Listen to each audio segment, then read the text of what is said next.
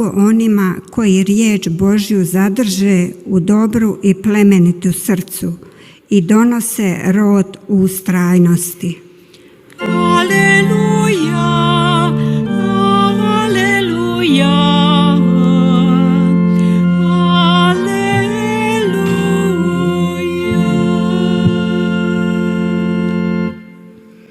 Gospodin s vama. I s duhom tvojim. Čitanje Svetog Evanđelja po Luki. Slava tebi, Gospodine. U ono vrijeme reče Isus svojim učenicima: Neka vam bokovi budu opasani i svjetiljke upaljene, a vi slični ljudima što čekaju gospodara kad se vraća sa svadbe, da mu odmah otvore čim stigne i pokuca. Blago onim slugama koje gospodar kada dođe nađe budne. Zaista, kaže vam, pripasat će se posaditi ih za stol, pa će pristupiti i posluživati ih.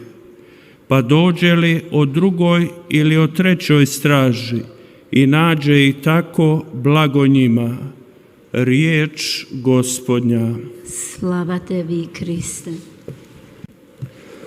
사랑하는 형제자매 여러분, 예수님께서 비유를 자주 사용하시곤 하셨습니다. 그것은 당신의 청중들로 하여금 당신께서 가지고 계신 사람과 하느님에 대한 관점에 더욱 가까이 갈 수 있도록 도와주기 위해서입니다. 그래서 자신의 삶과 하느님 앞에서 어떻게 처신해야 하는지를 비유를 통해서 가르치십니다. 오늘 우리가 들은 이 비유 말씀은 일상 속에서 드러나는 것들, 일상 속에서 있는 것들을 비유화하십니다. 그래서 사람들이 예수님의 말씀을 쉽게 이해할 수 있도록 만드셨습니다. 비유 속에는 여러 가지 많은 깊이 있는 요소들을 포함하고 있고 아주 구체적입니다. 이런 스토리들이 여러 많은 청중들에게 깊이 들어가 수 없었던 이유는 무엇일까요? 왜 사람들은 이런 예수님의 가르침을 배척했었던 것일까요? 왜 예수님을 그들은 거부했었던 것일까요? 희생해야 하기 때문입니다. 그 말씀 속에는 그런 것이 있습니다. 예수님께서 하셨던 모든 것들이 쉽게 느껴졌고 현실적인 것 같았지만 사실은 그 깊이 속에서는 희생을 요구하고 있었습니다. 사람들은 멀리 있는 하느님, 그래서 용감한, 근엄한, 엄격한 그런 하느님, 그래서 인간 가까이, 지나치게 인간 가까이 와서 소소한 일들까지 들어오는 그런 하느님을 그들은 원치 않았습니다. 그들은 하느님께서 가까이 계신다는 것 자체를 조금은 거부감을 느끼고 있었습니다. 그래서 하느님께서 가까이 계신다라고 하는 것은 인간을 자극합니다. 그리고 많은 것을 요구하기 때문입니다. 오늘 예수님께서 사용하신 비유 말씀 속에는 부지런한 종에 관한 말씀입니다. 주인을 늦게까지 기다리는 종입니다. 그래서 주인께서 돌아오실 때까지 잠들지 않고 기다립니다. 종하면 노예들입니다. 대부분 노예들이었죠. 예수님 시대에 이 종들의 모습입니다. 하지만 자주 그들은 주인의 집에 살면서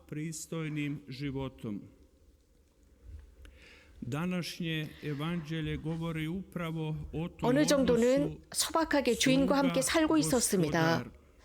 그런데 여기서 주인과 종과의 관계에 관해서 언급하고 있습니다.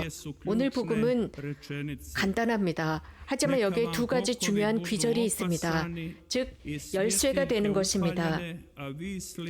허리에 띠를 메고 등불을 켜놓고 있어라 라고 했습니다. 혼인잔치에서 돌아오는 주인이 도착하여 문을 두드리면 곧바로 열어주려고 기다리는 사람처럼 되라 라고 말씀하십니다. 그래서 주인이 밤중에 오든 새벽에 오든 종들의 그러한 모습을 보게 되면 그 종들은 행복하다 라고 말씀하십니다.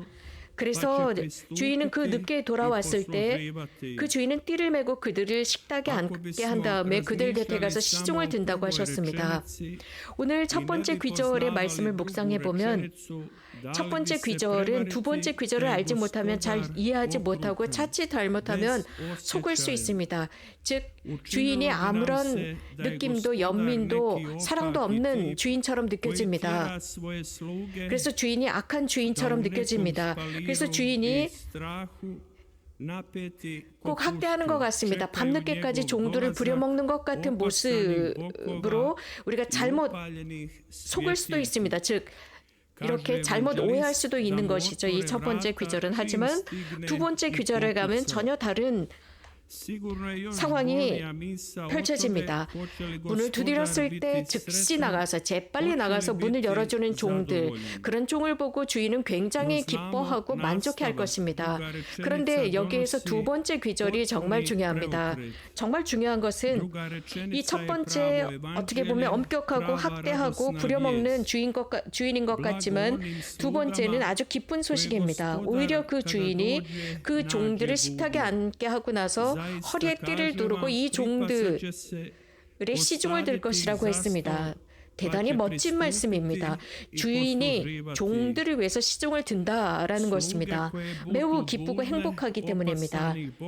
아직도 깨어있는, 즉 주인이 올 때까지 허리에 띠를 메고 등불을 켜고 있는 그 종들은 보상을 받을 것이라는 것입니다. 가장 큰 선물, 보상은 주인이 자신의 허리에 띠를 메고 그들을 식탁에 앉게 하고 그 종들을 시중을 듣는다. 이것은요 무슨 연속극이 아니라 기쁜 소식입니다. 하느님께서 우리들의 신의를 보시고 보상을 해주십니다. 10배로, 30배로, 100배로 갚아주신다는 모습입니다. 하느님의 모습을 극명하게 보여주고 있습니다. 자, 여기에 이런 의구심이 듭니다. 어떤 보상을 받을까? 어떻게 하면 이런 상황까지 도달할 수 있을까? 즉, 시중을 들던 사람이 시중을 받는 상황으로 어떻게 갈 수 있을까? 이것은 허리에 띠를 메고 등불을 켜고 있었던 종들입니다. 자, 허리에 띠를 메고 등불을 켜고 있는 사람, 무슨 뜻일까요? 이것은 완전히 개방된 사람입니다. 여행하는 사람의 완전한 모습입니다. 우리는 이 지상에서 여행 중입니다. 영원한 삶을 향해서 걸어가고 있습니다. 예수님께서 우리들에게 원하시는 것은 우리는 열심히 일하면서 앞으로 나아갑니다. 깨어 있습니다. 절대로 실망하거나 주저앉지 않습니다. 매번, 매일 하나님께서 우리들에게 주시는 그 새나라에 감사하면서 우리에게 맡겨진 일을 충실히 하면서 앞으로 나가는 것입니다. 그러면서 부지런히 우리는 허리에 띠를 두르고 등불을 켜고 있습니다. 등불이라고 하는 것은 우리들의 삶을 의미합니다. 그리고 거기에 떨어지는 기름은 우리들의 선행을 의미합니다. 그리스도교 신자들은 다른 사람들 처럼 먹고 마시고 일하고 또 깨어납니다. 그러나 그리스도교 신자들 항상 깨어있어라 라고 했다고 해서 잠을 자지 말라는 뜻이 아닙니다. 오히려 충만한 사랑의 노동을 하라는 뜻입니다. 사랑의 행위들을 하라는 뜻이죠. 그래서 다른 사람에게 선행을 하라고 미루는 것이 아니라 내가 먼저 하는 것입니다. 내가 나서서 하고 착한 일, 선행, 자선의 일을 충실히 쌓아가면서 영원한 삶으로 가는 것입니다. 그래서 깨어있어라 라는 뜻은 눈 감고 자지 말라라는 뜻이 아닙니다. 항상 역동성을 지니라는 것입니다. 영혼의 역동성입니다. 그래서 언제든지 주님을 만날 준비를 하는 것입니다.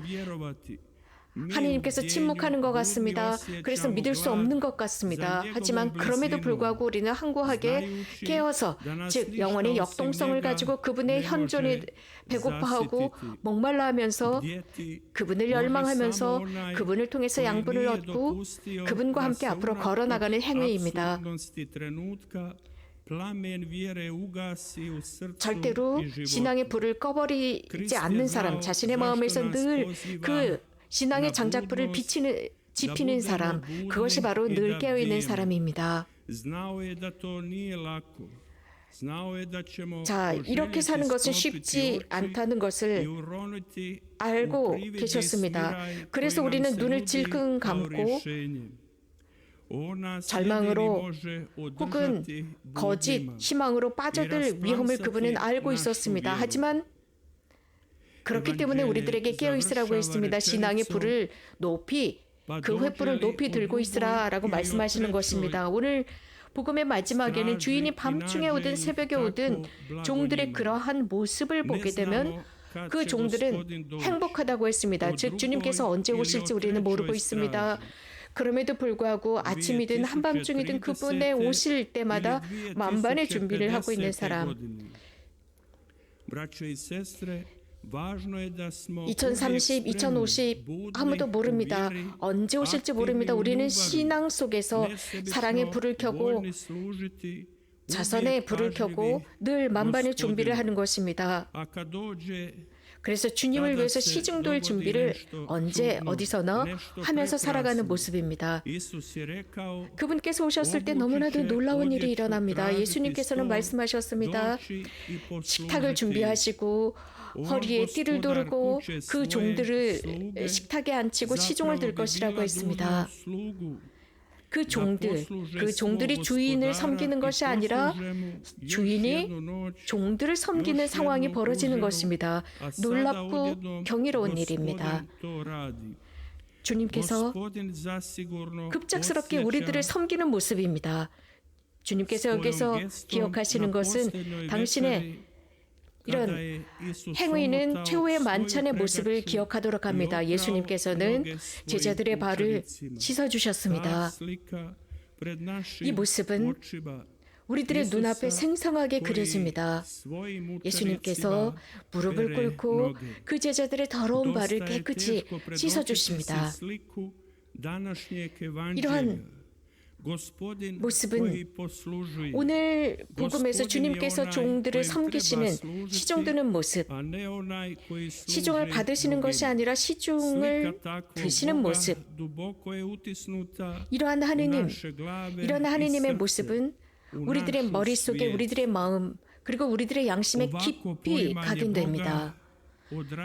과연 하느님께서 이 미천한 우리들을 섬기시는 모습, 시종 드시는 모습, 그렇기 때문에 주님, 하느님과 우리들의 관계를 이런 식으로 표현을 해주시는 것입니다. 우리는 자주 하느님, 주님 하면 황제처럼 어떤 대단한 왕좌에 앉으셔서 엄격하고 무서운 모습으로 호령하는 모습, 그래서 그분에게 가까이 가지 못하는 그런 모습처럼 우리는 상상하지만 예수님께서는 그것이 아니라 우리들과 같은 모습이 되어서 정말 당신을 낮추시고 절대적인 겸손 속에서 우리들에게 오셨습니다.